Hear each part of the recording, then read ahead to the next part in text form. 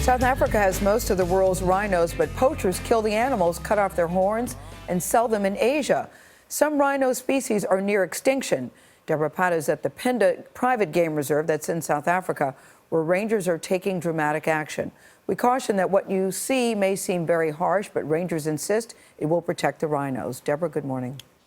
Good morning. Rhino numbers are plummeting to such an extent here that it is now the conservationists who are removing rhino horn in a bid to save their lives. This rhino is one of dozens at the Phinda Game Reserve that has been sedated so that their horns can be removed.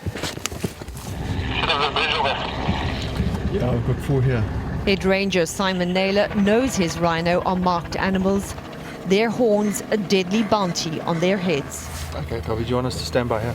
He has made an uneasy peace with the difficult decision to dehorn the rhino population, which some critics say may harm the rhino's ability to live successfully in the wild. I think in the last few years we've reached that tipping point in Africa, and certainly in South Africa.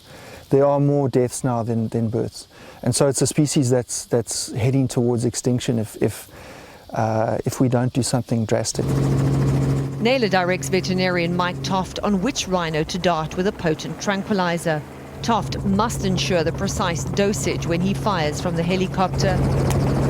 Too much could be lethal. The rhino is quickly blindfolded. It's hard to watch, but the rhino is not in any pain. Although the process is briefly traumatic, Toft says it's a bit like filing a human nail. I'd rather see this little guy upright in 2 years' time than in a ditch upside down and bloated dead, having had his horn poached. So for me, it's a no-brainer. This rhino horn is what this war is being fought over. It is so valuable to poachers that it is immediately whisked off the property and taken to a secret location out of the reach of criminal syndicates. The appetite for rhino horn powder is so high that organized crime rings can net around $150,000 for an average horn. The trade is driven primarily by Vietnam, where it's sold under the delusional belief it cures cancer and enhances virility. For this, at least 3 rhino are killed every day in South Africa, and Toft is on the front line. The dehorned rhinos are sprayed with a purple disinfectant, the mark of survival, and then injected with an antidote to counteract the grogginess. Looking 100%, he's nice and relaxed. There is no permanent damage.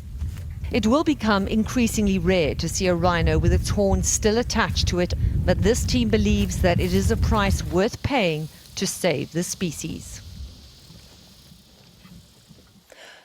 The good news is that the rhino horn does grow back, and the reserve is hoping that this is simply an interim measure that will dramatically reduce the risk of poaching. Nora?